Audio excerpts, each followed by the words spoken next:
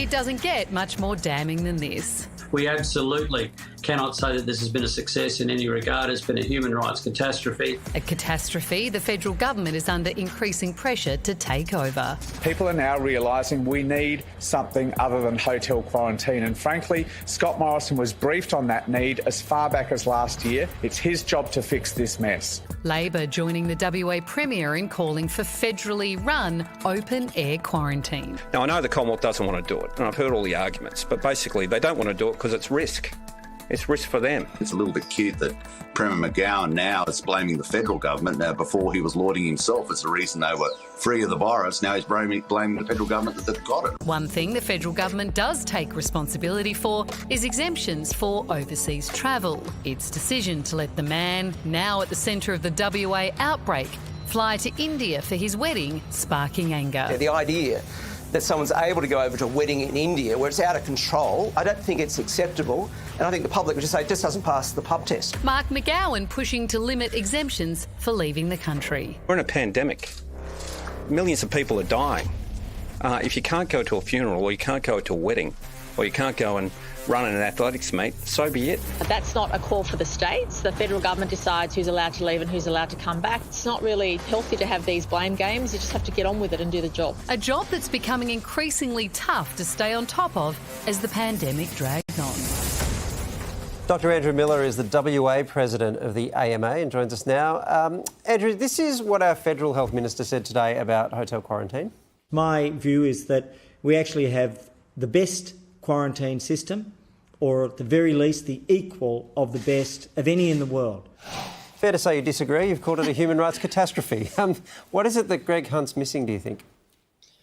Well, it's an extraordinary statement when we've just seen a pregnant mum and her 4-year-old child who managed to not catch COVID in the UK or whilst travelling back and then got put into our system, which is not fit for purpose, and infected with COVID, and it then spread to the community and infected other people. And we've now had to reduce the cap and trap even further people in overseas countries where they're suffering. And it is not by any measure a success when we see around 1 in 250 COVID positive people in quarantine leaking into the community. So we can't afford to get into tit-for-tat arguments about whether or not it's not working. We just have to accept there's airborne spread. We need to fix the hotel quarantine as much as we can while we're building new facilities. How do they fix it, though? Where should they start? Well, they need to get rid of the infection control experts group who are still in denial about the airborne spread of COVID for a start, because that's where the source of a lot of these problems are. That's where the outbreaks in Victoria came from last year. So get rid of those experts, replace them with people who understand how to run a quarantine system, and your popularity is only going to go through the roof. We'll applaud everyone who can get a solution to this problem. You can see it in Hong Kong. You can see it in Howard Springs. Open your eyes to the fact that this thing spreads like cigarette smoke, and install appropriate facilities, look after people properly, and Australia will remain in its winning position. Andrew, you mentioned Howard Springs, but you don't mention New South Wales. New South Wales seems to be handling quarantine well, and maybe that's what Greg Hunt's talking about. I mean, is New South Wales the standard the other states should be striving to match? Well, no, New South Wales hasn't been free of leaks, and we have seen breaches in New South Wales with respect in regards to the transport driver, and they're using exactly the same type of facilities and PPE as in the rest of the country. Victoria has certainly gone to a stronger standard and negative pressure in the hotel rooms, and we should all try to emulate that on the way to setting up some mining camps, because open gap between buildings is really the only way that you can defeat the virus. And the incidental is that it also keeps people a lot happier. It's a lot better for welfare, and then they require less services, and that in turn reduces risk. Those mining camps, that would be a very expensive operation to set up, and it would take a very long time. It's not going to happen overnight, is it?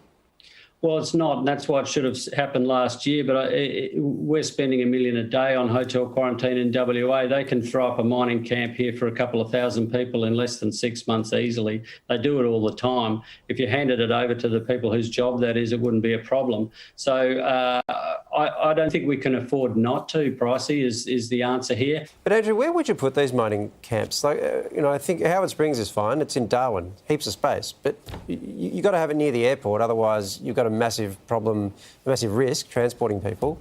Where are you going to plonk it in Melbourne? Where are you going to plonk it in Sydney?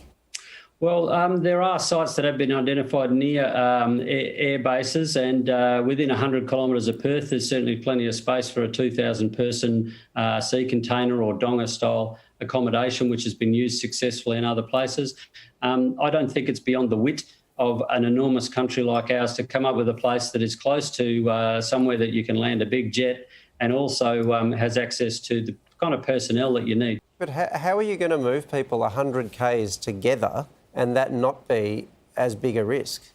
Well, this is done successfully a lot of the time. We have to move COVID patients from the regions into the city anyway, so these systems are being put in place. I don't accept that the logistics here are not tenable because the scientists who inform us about aerosol spread and about the HVAC systems all insist that this can easily be done and have made offers to government to do so, but they're rebuffed by people who are dogmatic against the idea that this can spread through the air in the hotels.